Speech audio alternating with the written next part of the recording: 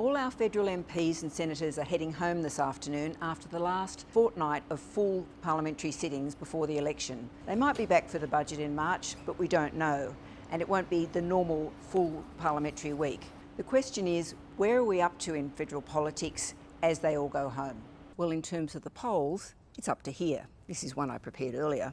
You can see the gap between the major parties is pretty small, but the way our current parliament is constructed, that means it's pointing towards a minority government. One or other of the major parties is going to have to negotiate with the crossbenchers to form a government.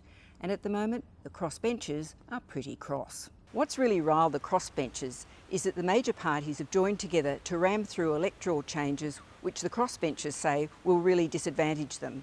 It gives huge advantages in terms of donations to the major parties in contesting any individual seat. So it could be $800,000 backing the Liberal Labor candidate by name, and then it's $2 million backing Liberals or Labor. Just don't mention their name. And that's not a level playing field. Let's be clear, both the Coalition and the Labor Party are a unity ticket on trying to dupe our democracy into voting for the major parties. So they're as bad as each other. If I'm fortunate enough to be re-elected into the next federal parliament, this so-called electoral reform will be well and truly in my line of sight to reform.